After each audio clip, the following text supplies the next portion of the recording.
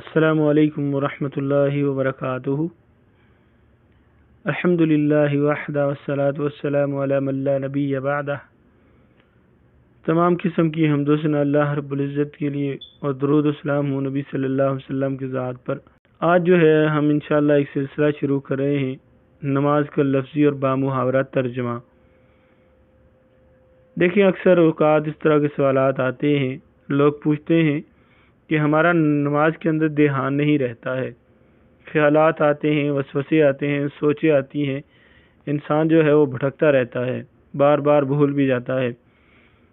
تو جہاں تک میں سمجھتا ہوں اس کی بڑی وجہ یہ ہے، اور یہ ایک حقیقت ہے اور بہت افسوس کا مقام ہے، کہ کلمہ توحید اور رسالت کے اقرار کے بعد جو سب سے افضل چیز ہے، جو سب سے عبادات میں سب سے اول نمبر پہ ہے، جو اللہ کو بڑی محبوب ہے، وہ نماز ہے۔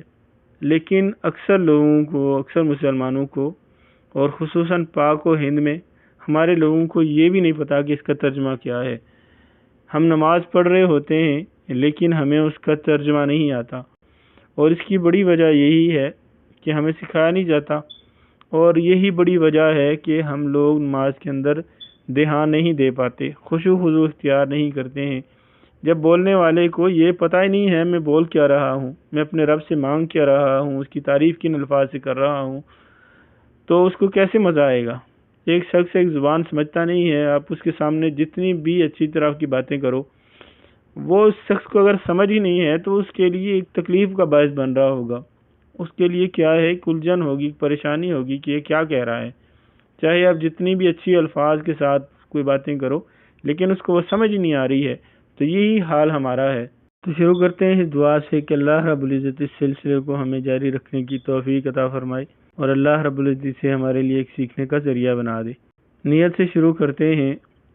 نیت اس طرح کی ایک ویڈیو میں نے بتایا بھی تھا کہ نیت جو ہوتا ہے وہ دل کا ارادہ ہے۔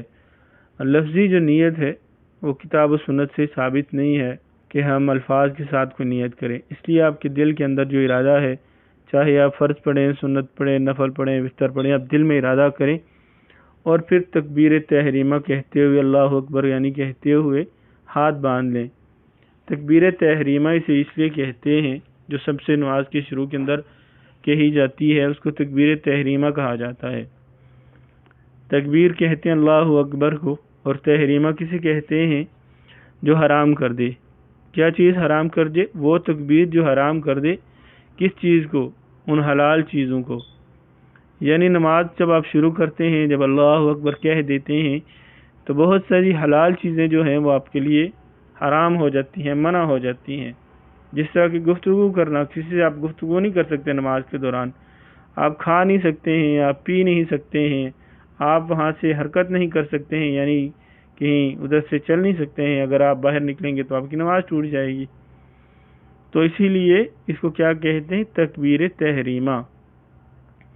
تکبیر تحریمہ کہتے ہوئے آپ نے کیا کہنا ہے؟ اللہ اکبر کہہ کر، تکبیر تحریمہ اللہ اکبر کہہ کے آپ نے کیا کرنا ہے کہ اپنے دونوں ہاتھوں کو قبلہ رخ کی طرف رکھنا ہے، اور اللہ اکبر کہتے ہوئے اپنے ہاتھوں کو کانوں کی لو تک یا کندھوں تک اٹھانا ہے۔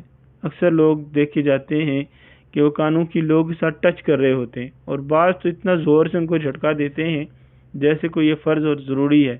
حالانکہ اللہ کے نبی علیہ السلام سے صرف اتنا ثابت ہے کہ آپ لوگ صرف کندھوں تک ہاتھ اٹھائیں، یا پھر کیا ہے، کانوں کی لو تک ہاتھ اٹھائیں۔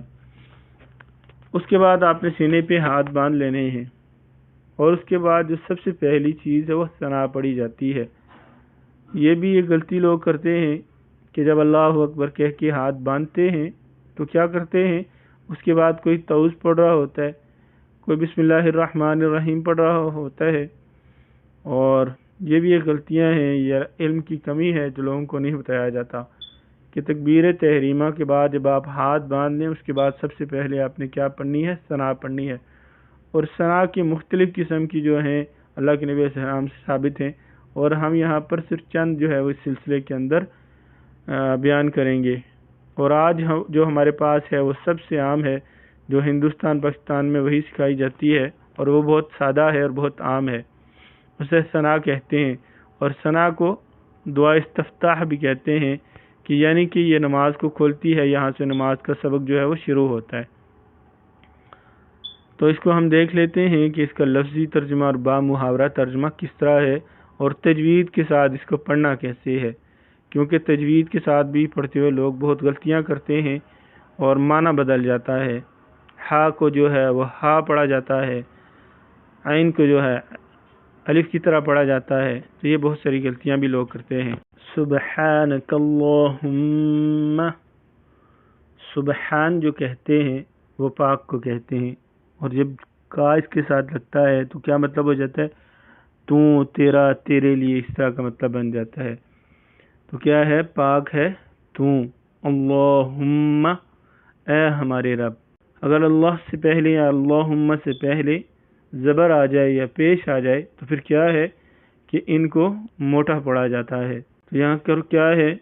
سبحانک اللہم، پاک ہے تیری ذات اے ہمارے رب، اے ہمارے اللہ۔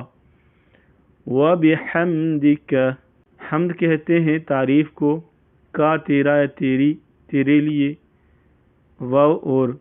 اور تمام تر تعریفیں تیرے لیے ہیں، اور تمام تر تعریفیں تیرے لیے ہیں۔ وَتَبَارَكَ اسْمُكَ، تبارک کس کو کہتے ہیں؟ جس طرح بابرکت ہے وہ ہے، اسم کہتے ہیں عربی میں نام کو، قسمک تیرا نام، اسمک جس طرح کہتے ہیں مسمک تیرا نام کیا ہے، تو یہاں پر کیا ہے؟ وَتَبَارَكَ اسْمُكَ، اور بابرکت ہے تیرا نام۔ وَتَعَالَى جَدُّكَ، یہاں پر جو تعالی ہے یہ اعلیٰ سے نکلا ہے، اعلیٰ جس طرح اوپر ہوتا ہے، اعلیٰ کا مطلب ہوتا ہے اوپر، اور اعلیٰ کس کو کہتے ہیں؟ اونچے کو۔ وَتَعَالَى جَدُّكَ، اور اونچی ہے تیری شان۔ وَلَا إِلَٰهَ غَيْرُكَ، لا کا مطلب ہوتا ہے نہیں، الہ کس کو کہتے ہیں؟ معبود کو، وہ کہ جس کی عبادت کی جائے، غیرک تیرے سوا، اور نہیں ہے کوئی معبود، نہیں ہے کوئی عبادت کے لائق تیرے سوا۔ سبحانک اللہم وبحمدک وتبارک اسمک وتعالی جدک ولا الہ غیرک۔ سبحانک اللہم، پاک ہے تیری ذات ہے ہمارے اللہ، وبحمدک، اور تمام تر تعریفیں تیرے لیے ہیں، وتبارک اسمک، اور بابرکت ہے تیرا نام، وتعالی جدک، اور اونچی ہے تیری شان، ولا الہ غیرک، اور تیرے سوا کوئی عبادت کے لائق نہیں۔